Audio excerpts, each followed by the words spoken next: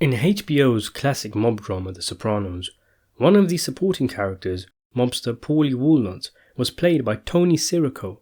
Sirico was a real-life gangster who did stretches in prison before his role in the show. Many of Paulie's attributes, from the way he did his hair to his germophobia, were taken from Sirico himself, as opposed to being created for the character. This went so far that, according to Steve Schirripa, who played Bobby Bacala, on his podcast Talking Sopranos, said that even the idea of the look of Paulie's apartment came from the crew visiting Tony Sirico's house.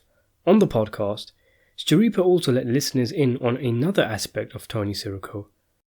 Schirripa said that he would not allow the writers to change any of Paulie's lines once they had been written.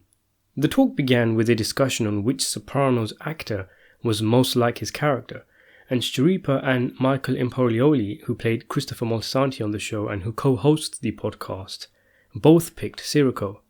Schirripa said, "If you try to change a line, or if you said to Tony, that line's not working, he'd go, forget it, it's locked in," he'd say. Forget it, you know what I mean? There was no changing nothing.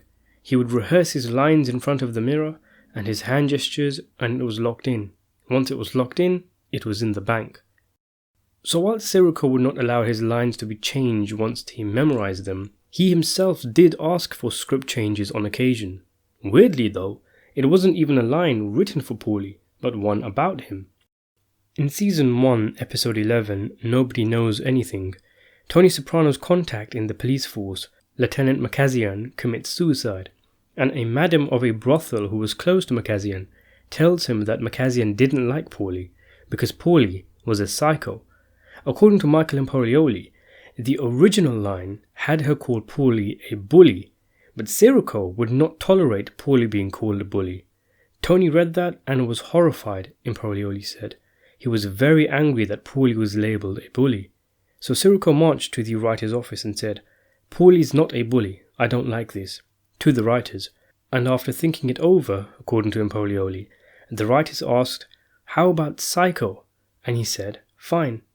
Imperioli said it wasn't even his line, but he was very concerned. He didn't want to be a rat, and he didn't want to be a bully.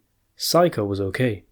They changed the line, one of the very few times an actor influenced the writers enough.